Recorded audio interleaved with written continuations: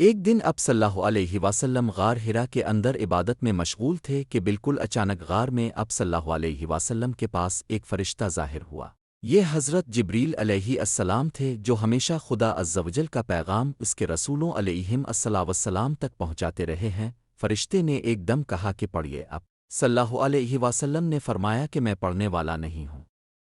فرشتہ نے اب صلی اللہ علیہ وسلم کو پکڑا اور نہایت گرم جوشی کے ساتھ اب صلی اللہ علیہ وسلم سے زور دار معانقہ کیا، پھر چھوڑ کر کہا کہ پڑھیے۔ اب صلی اللہ علیہ وسلم نے پھر فرمایا کہ میں پڑھنے والا نہیں ہوں۔ فرشتہ نے دوسری مرتبہ پھر اب صلی اللہ علیہ وسلم کو اپنے سینے سے چمٹایا اور چھوڑ کر کہا کہ پڑھیے۔ اب صلی اللہ علیہ وسلم نے پھر وہی فرمایا کہ میں پڑھنے والا نہیں ہوں۔ تیسری مرتبہ پھر فرشتہ نے اب صلی اللہ علیہ وسلم کو بہت زور کے ساتھ اپنے سینے سے لگا کر چھوڑا اور کہا کہ پڑھو اپنے رب کے نام کی مدد سے جس نے پیدا کیا اور انسان کو خون کی پھٹکی سے بنایا، پڑھو اور آپ کا رب بہت ہی مہربانیاں کرنے والا ہے۔ یہی سب سے پہلی وحی تھی جو اب صلی اللہ علیہ وسلم پر نازل ہوئی۔ ان آیتوں کو یاد کر کے حضور اقدس صلی اللہ علیہ وسلم اپنے گھر تشریف لائے، مگر اس واقعہ سے جو بالکل ناگہانی طور پر اب صلی اللہ علیہ وسلم کو پیش آیا، اس سے اب صلی اللہ علیہ وسلم کے قلب مبارک پر لرزہ طاری تھا۔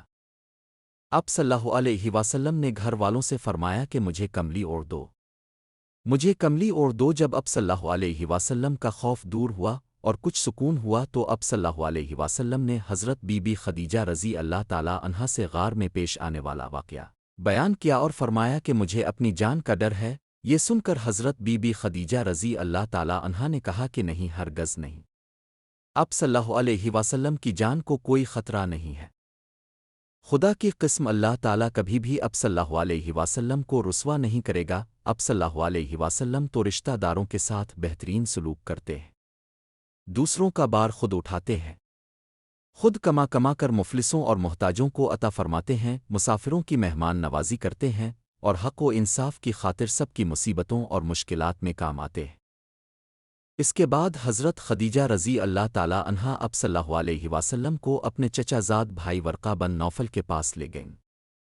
ورقہ ان لوگوں میں سے تھے جو موحد تھے اور اہل مکہ کے شرک و بت پرستی سے بیزار ہو کر نصرانی ہو گئے تھے اور انجیل کا عبرانی زبان سے عربی میں ترجمہ کیا کرتے تھے، بہت بوڑھے اور نابینا ہو چکے تھے۔ حضرت بی بی خدیجہ رضی اللہ تعالی عنہا نے ان سے کہا کہ بھائی جان، آپ اپنے بھتیجے کی بات سنیے۔ ورقہ بن نوفل نے کہا کہ بتائی آپ نے کیا دیکھا ہے؟ حضور صلی اللہ علیہ وسلم نے غار حرا کا پورا واقعہ بیان فرمایا۔ یہ سن کر ورقہ بن نوفل نے کہا کہ یہ تو وہی فرشتہ ہے جس کو اللہ تعالیٰ نے حضرت موسیٰ علیہ السلام کے پاس بھیجا تھا۔ پھر ورقہ بن نوفل کہنے لگے کہ کاش میں اب صلی اللہ علیہ وسلم کے اعلان نبوت کے زمانے میں تندرست جوان ہوتا، کاش میں اس وقت تک زندہ رہتا جب آپ کی قوم آپ کو مکہ سے باہر نکالے گی۔ یہ سن کر حضور صلی اللہ علیہ وسلم نے تعجب سے فرمایا کہ کیا مکہ والے مجھے مکہ سے نکال دیں گے؟ تو ورقہ نے کہا جی ہاں، جو شخص بھی اب صلی اللہ علیہ وسلم کی طرح نبوت لے کر آیا، لوگ اس کے ساتھ دشمنی پر کمر بستہ ہو گئے۔ اس کے بعد کچھ دنوں تک وحی اترنے کا سلسلہ بند ہو گیا اور حضور صلی اللہ علیہ وسلم وحی کے انتظار میں مضطرب اور بے قرار رہنے لگے، یہاں تک کہ ایک دن حضور صلی اللہ علیہ وسلم کہیں گھر سے باہر تشریف لے جا رہے تھے کہ کسی نے محمد صلی اللہ علیہ وسلم کہہ کر پکارا۔ اب صلی اللہ علیہ وسلم نے آسمان کی طرف سر اٹھا کر دیکھا تو یہ نظر آیا کہ وہی فرشتہ حضرت جبریل علیہ السلام جو غار میں آیا تھا، آسمان و زمین کے درمیان ایک کرسی پر بیٹھا ہوا ہے۔ یہ منظر دیکھ کر اب صلی اللہ علیہ وسلم کے قلب مبارک میں ایک خوف کی کیفیت پیدا ہو گئی اور اب صلی اللہ علیہ وسلم مکان پر آ کر لیٹ گئے اور گھر والوں سے فرمایا کہ مجھے کمبل اوڑھ دو۔